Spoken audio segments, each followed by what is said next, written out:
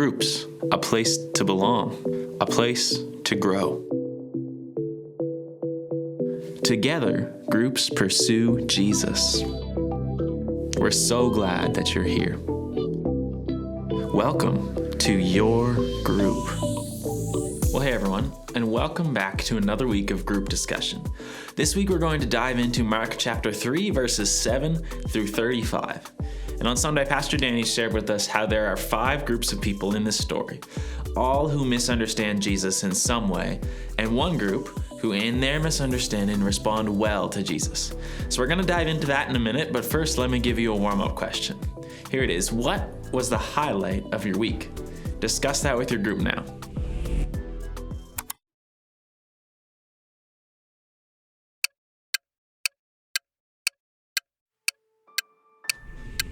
All right, let's dive into the sermon for this week.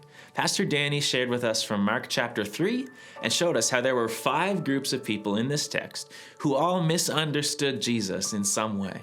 And let me quickly remind you of each of these groups and how they misunderstood Jesus. So the first group was the crowds. For them, Jesus was a genie. He was there to give them the things that they liked.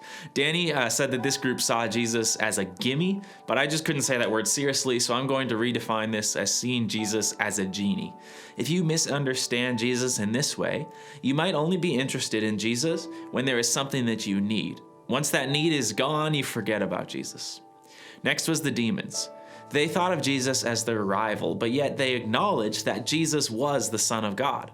So to misunderstand Jesus in this way is to say that Jesus is God, to understand the gospel intellectually but not in your heart. This misunderstanding can lead to a lack of the fruit that is evidence of a heart that is changed by God. This brings me to group number 3, which was Jesus' own family. Yes, even his family misunderstood him. For them, Jesus was an embarrassment. As Jesus started to say and do things that were upsetting some people and making them uncomfortable, his family felt the need to stop him because they were uncomfortable and didn't like the bad publicity they were getting. When we see Jesus as an embarrassment, we can think that we need to somehow make following Jesus comfortable for ourselves. The fourth group was the religious leaders. We are all well aware that this group of people gets a bad rap in the Bible. Think of the song that says, "I don't want to be a Pharisee and I don't want to be a Sadducee." The religious leaders misunderstood Jesus as they thought he was evil. And we too can misunderstand Jesus in this way when we forget that he loves us deeply and when we accuse him of doing anything less than loving us perfectly. The ways of Jesus are good, and we don't need to be afraid of following them fully. And then finally, the disciples are another group of people who misunderstood Jesus. However, the way they did this turned out pretty good for them. For the disciples, Jesus is Lord. They pursued following him with reckless abandon. And yeah, they misunderstood him and they messed up. They did stupid things and Jesus even got frustrated with them. But they followed him through everything. The disciples wanted to follow Jesus. They wanted to listen to what he said. They wanted to be like him. They wanted to live like him and love like him.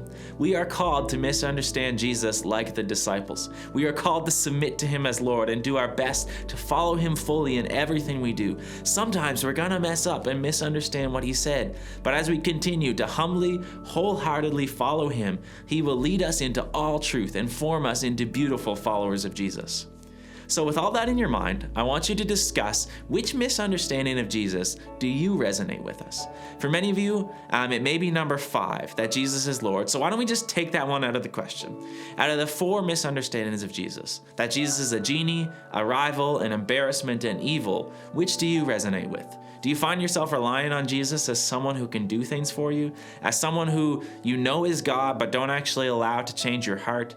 Are you embarrassed by Jesus? Or do you see Jesus as evil, that the things he taught aren't actually good and loving? Which misunderstanding of Jesus do you resonate with, and why?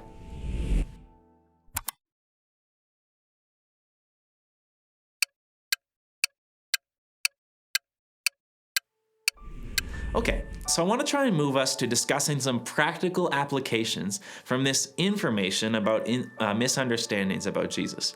Remember that in this series, we are focusing in on seeing how Jesus lived so that we can do our best to live that way also. So, as Pastor Danny shared how each different group misunderstood Jesus on Sunday, He also showed us how people today also misunderstand Jesus in these ways. I know at times these misunderstandings of Jesus have been true for me. So as we are in the world sharing the love of Jesus, I think it's pretty likely that we will also face people who misunderstand Jesus in these ways. So here's what I want you to discuss. How could these common misconceptions of Jesus help you share Jesus with others? As you seek to follow the call of God to go and make disciples who follow everything that Jesus has commanded, how could you apply this knowledge of misunderstandings to your evangelistic efforts?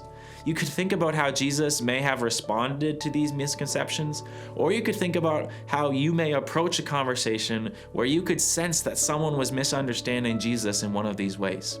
So, how could these misunderstandings of Jesus help you share Jesus with others? Discuss that now.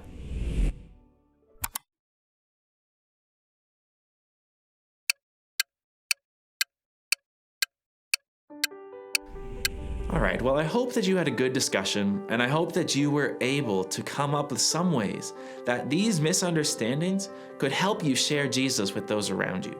Sometimes sharing your love for Jesus with others can feel really big and daunting, and we can be unsure of how to even approach it. However, I believe that through building relationships with people, showing them that you are trustworthy and loving, that you can naturally share about your relationship with Jesus. And you may even be blessed to have them share with you that they aren't sure about Jesus because of some of these misunderstandings. Well, that's all I have for you today. But take a few more minutes if you have the time to discuss together anything that God has been teaching you, or ways that He has been working on your heart, either through the sermon, through reading the scripture for this week before the service, or just in anything from your life this week. Keep the conversation going.